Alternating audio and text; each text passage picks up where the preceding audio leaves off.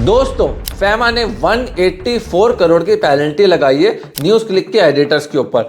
FEMA का बड़ा action, news click पर लगा 184 करोड़ का जुर्माना। पूरा मैटर मैं आपको समझाऊंगा क्या है, प्लस फॉरेन रेगुलेशन जो ये एक्ट होता है ये क्या है, फॉरेन इन्वेस्टमेंट क्या है, सब कुछ इस वीडियो के अंदर मैं आपको एक्सप्लेन करूंगा। देखिए, अगर आप कहीं से भी फॉरेन इन्वेस्टमेंट लेते हो बिना आरबीआई कॉम्प्लाइंसेस किए, किसी बाहर की कंपनी को शेयर्स इशू कर देते हो बिना रूल्स का फॉलो किए, फंड्स को जो बाहर से लेकर आते हो गलत पर्पज के लिए यूज करते हो, या रूटिंग में स्ट्रक्चरिंग में मिस रिपोर्टिंग होती है, तो वहां पे फेमा इन्वॉल्व हो जाता है। अब एक चीज का ध्यान रखना, फेमा एक सिविल लॉ है ना कि क्रिमिनल लॉ। तो फेमा के अंदर अगर कोई भी गलत काम करे तो उसके ऊपर आपके ऊपर इस चीज का ध्यान रखना, हमेशा पेनल्टी लगेगी। इसके अंदर जेल नहीं होती है, और 3 times of the amount involve इतनी पेनल्टी आपके ऊपर लग सकती है। मतलब अगर आपने 100 करोड़ की गलती कर दी तो 300 करोड़ की पेनल्टी आपके ऊपर लग सकती है। इस चीज का ध्यान रखना। जेल कब हो सकती है फेमा के अंदर, जब आपने मनी का गलत तरीके से रूट किया है, पीएमएलए ईडी के अंदर नेशनल सिक्योरिटी का ब्रीच करा है, फ्रॉड करा है, क्रिमिनल कॉन्स्पिरेंसी करी है, और मनी का गलत जगह यूज किया गया है,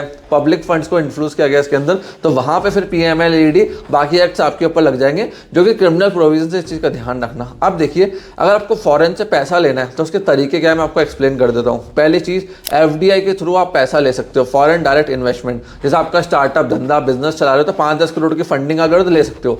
एक होता है ऑटोमेटिक रूल कि डायरेक्ट पैसा आपके अकाउंट में आ रहा है, आप शेयर्स इशू कर रहे हो, और एक होता है गवर्नमेंट अप्रूवल का रूट। अब ये डिपेंड करता है आप कौन सी कंपनी में इन्वेस्टमेंट ले रहे हो, कैसे ले रहे हो, तो टोटली उसके ऊपर भेजो। उसके ऊपर डिटेल वीडियो में एक और बना दूंगा। तो आपको हमेशा चेक करके लेना है कि आपकी कंपनी को क्या गवर्नमेंट का अप्रूवल लेना पड़ेगा, डायरेक्टली आप ले सकते हो नहीं ले सकते हो। फिर आता है एक्सटर्नल बोरिंग, क्या आप कहीं से बाहर से पैसा ले रहे हो, उनको इक्विटी नहीं दे रहे हो। बाकी सारी मेजर कंपनीज लोन लेके पैसा लेकर आती है, कंप्लायंस इसके अंदर कम पड़ जाती है। कन्वर्टेबल नोट्स दे रहे हो, ये काफी सारे स्टार्टअप्स यूज करता है, जैसे फोन पे हो गया, बहुत सारे स्टार्टअप्स हैं जिन्होंने इंडिया के अंदर इस समय यूज करा है कि उनको सीसीडी इशू कर दिया। पहले डेप्ट में पैसा उठा लिया, लेटर ऑन उसी डेप्ट को शेयर्स के अंदर कन्वर्ट कर लिया। अब देखिए, अगर आपको एफडीआई लेकर आना है तो नॉर्मल प्रोसेस थोड़ा मैं आपको एक्सप्लेन कर देता हूँ। पहले तो चेक करो आपके सेक्टर में एफडीआई अलाउड है या नहीं है। कई सेक्टर्स में एफडीआई अलाउड नहीं होता, कहीं में डायरेक्टली अलाउ होता है, कहीं में रेस्ट्रिक्शन के साथ अलाउड होता है। दूसरा, वैल्यूएशन रिपोर्ट एक सीए बनाएगा, मर्चेंट बैंकर बनाएगा जो सील और साइन करके देगा। क्योंकि देखिए, अगर मैंने 1000 करोड़ के शेयर किसी को 10 करोड़ में अमेरिकन कंपनी को इशू कर दिए तो सरकार को डाउट हो जाएगा 990 करोड़ का डिस्काउंट किस बात का, मतलब कहीं ना कहीं से मनी रूटिंग कैश के थ्रू इंडिया में करी गई है। तो वहां पर आपको सीए और मर्चेंट बैंकर से रिपोर्ट बनवानी पड़ेगी। कंपनी की वैल्यूएशन 500 करोड़ है, 250 करोड़ के शेयर दे रहे हैं तो 250 करोड़ ही बैंक अकाउंट के अंदर आ रहे हैं, ना ज्यादा ना कम।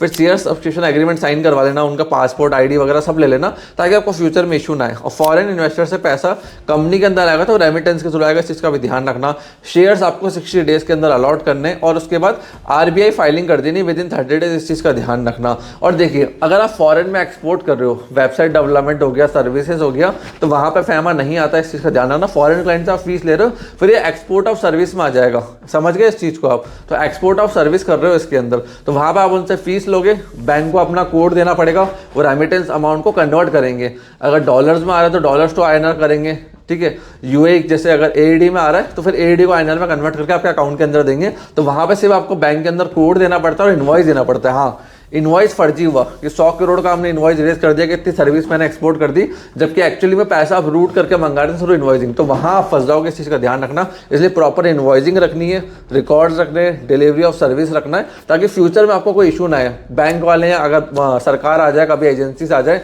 कि 10 करोड़ कहाँ से आया, तो दिखा पाओगे ये सर्विस हमने डिलीवर करी थी, उसका इनवॉइस ये रहा और उसके बदले में पैसे ये रहे, तो वहां फिर आपके ऊपर कोई भी लाइबिलिटी नहीं। इस चीज का ध्यान रखना। सो फ्रेंड्स, मैं आशा करता हूँ वीडियो आपको पसंद आई होगी, और अगर आपको अच्छी लगी तो लाइक कर दीजिए और चैनल को लाल कलर का बटन दबा के सब्सक्राइब कर दीजिए। आपने इस वीडियो को यहां तक देखा, हम लोग पहले सपोर्ट दिया, उसके लिए धन्यवाद।